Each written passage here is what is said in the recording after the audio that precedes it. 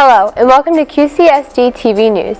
Today we're talking to Jeff Geiser, president of the Quakertown Soccer Club, and two players, Kira Handel and Nate Besh. This summer, the U16 boys and girls teams traveled to Europe and another group traveled to Canada. Mr. Geiser, welcome.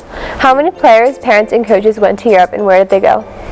Well, Anna, thanks for having me here. I do appreciate it. This summer we had 62 parents and players traveling to 3 countries. We had actually 34 players going. We started in Germany, in Western Germany, and then traveled through the Netherlands and then into Belgium and England, where we played a variety of games, did a lot of touring, and had some really fun activities, and brought our Quakertown community spirit to Europe.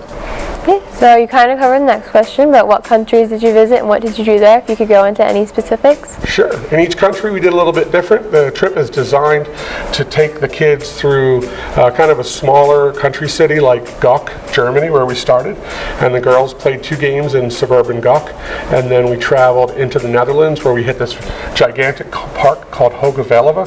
The kids went on bicycles around this park, went to a really nice art museum where they saw a lot of Vincent van Gogh exhibits, and then we traveled from there down into Belgium, where we went to a beautiful city called Bruges. It's very old, or as the Germans say, Brugge, and had a great time in Bruges. Played games there as well, got to mix it up and mingle with the local soccer players and families. And then from there we traveled up into England, where we spent time in suburban London, played our last games, traveled through the center of London, Westminster, Windsor Castle, variety of stadiums, and we stayed right next to Wembley Stadium, which was really cool. That's interesting. Kira, please talk about the teams you played and how QSC compared. What did you learn from the game experience? So we played 5 games in Europe. We did pretty well against them. We won 2 and lost 3. We played against some people who were 28 years old. Interacting with the players afterwards helped us learn their ways of life.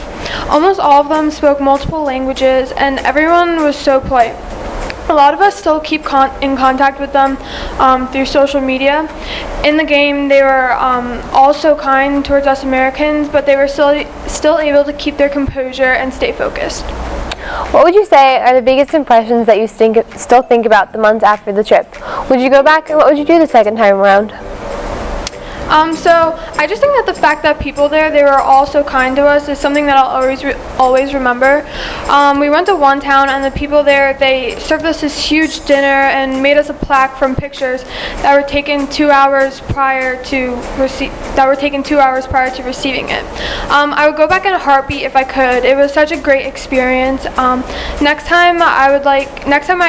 I go again, I would like to try more foods that are indigenous to their areas. Nate, how about you? What can you tell us about the cultural impact the experience made on you?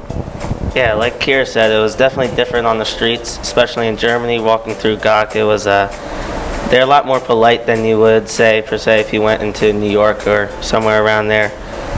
In the games, they're definitely different than the girls. It was pretty competitive, regardless of the term friendly. Did you go back, and what would you do there? Definitely, I would go back, and the main thing I would want to do is actually watch a professional soccer game in Wembley, just because they're so spirited about the sport. Okay, finally, Jeff, can you tell us why QSC organizes these trips and how fundraising figures into it? That's a great question, Anna. We started these trips about 9 years ago, and most of the athletes go on a 4-day trip to Ottawa, Canada first, before they're able to go on the Europe trip. So the planning is long, and we try to structure it so the kids have a great time, the adults have a great time, but they kind of have to prove themselves in Ottawa, Canada, where we have friendlies there first at under 13. And then if they're willing to go to Europe, we go. The fundraising starts well over a year in advance. It requires a lot of work from teammates, the family members, the players to make it happen. But most people actually fundraise most of the trip. So Quakertown Soccer Club thinks that traveling internationally with our players is a great way to help them remember their soccer experience. I always say it's great to win a title at U12, but you'll always remember your time in Bruges or London, and it's a great experience that we want them to just take with them to the next level with their kids someday.